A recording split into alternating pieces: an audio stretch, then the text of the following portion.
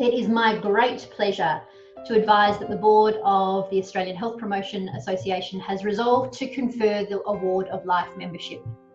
This is the highest honour that the association can bestow, and to date Life membership has only been conferred upon 6 individuals across our history. Life membership is awarded to recognise outstanding contributions of key members. Specifically, the award recognises distinguished, meritorious and special service as a mature leader in health promotion in Australia and as a significant contributor to the purpose and objectives of the association.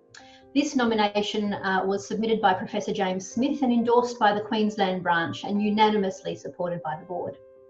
And now a little bit about the recipient. We've been able to see firsthand the compassion and dedication to social justice that has been brought to their health promotion practice, research and advocacy. They've shown ongoing interest in the professional and personal lives of colleagues. They've demonstrated a great capacity for supporting career development of practitioners and academics. This is evident in their empathetic mentorship and leadership at all levels. Our recipient has been a fierce advocate for the association at the branch and national level. This dedication is typified by their willingness to volunteer for a range of projects, in addition to performing formal committee functions. This participation across the association in a variety of roles demonstrates their flexibility and versatility, as well as their depth and breadth of experience and expertise in health promotion. Importantly, they've been a champion for Aboriginal and Torres Strait Islander health promotion within ARPA and beyond. Their ongoing and enthusiastic participation has been essential to the achievement of ARPA's strategic direction and vision of a healthy, equitable Australia.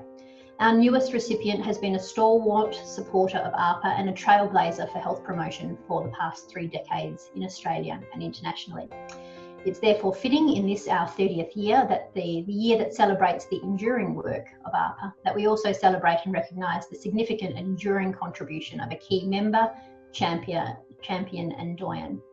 We believe that there are very few people in the Australian health promotion community that can claim to have contributed to the fabric of ARPA in such a sustained manner in the way that they have.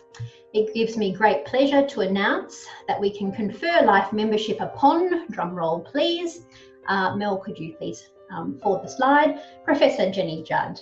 Jenni, we believe it's only fitting that in acknowledgement of your long-standing commitment to health promotion in ARPA across the last 3 decades, that you join the other important figures who are formally acknowledged and who occupy a special place in the heart of ARPA. We're pleased to be able to recognise you for this contribution to ARPA and its priorities, and I believe that this acknowledgement of a life given in service to improving the health and well-being of others is long overdue and well deserved. Jenni, congratulations. We'd like to invite her to say a few words. Oh goodness, I am incredibly overwhelmed at the moment. I've tried not to be, but it means an awful lot to me to be conferred with a life membership. I have loved this association from before it was born, really, and have worked hard over the years in that capacity. I guess my dream for Australia has always been that we have a healthy, equitable population. In particular, we recognise our Aboriginal and Torres Strait Islander people with great, with the remiss that has happened over the years, that we can change that, and that we name racism, and that we actually work towards a much more recognised country with a history that needs to be known and true. There's very little else for me to say. I feel very privileged and humbled by this award. I'm glad to join those people that have already been awarded, such as Trevor and others. I see all of us as being sort of like the grandmothers and grandfathers in a way of an association that's grown, that's very successful, that's worked very hard to recognise our workforce and accredit people in appropriate ways, so that we're not just, you know, those allied health workers who are not really recognised, that we are actually accredited as a profession, and that makes me pleased. And people who have worked very hard in that endeavour, members of the board and others that I've known for many years, keep up the hard fight, and I guess all I can say is that social justice and equity is what drives me, and it is what drives the association. And over the years, I think we've gotten better at it. And I think it was particularly shown by our acknowledgement, Gemma. That's the first time I've heard that mentioned. It's very powerful, and I think it captures what we need to think about when we do stuff on country.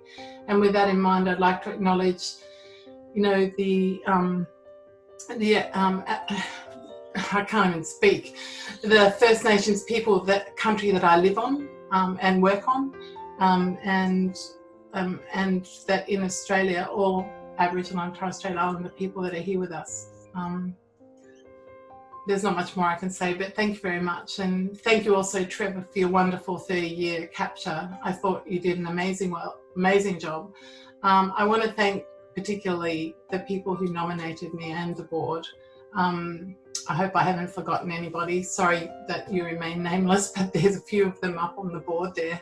So thank you very much. Thanks, Jen. And I can see, I think Lou's in the background, so I'm glad, is that Lou? I'm glad she could see that presentation. Jenni's nomination from James was really lovely, and I thought it would be remiss not to put some of those lovely quotes from some of the key people on the screen. And in particular, if you could just very quickly flick back, Melinda, to the previous slide, which I thought the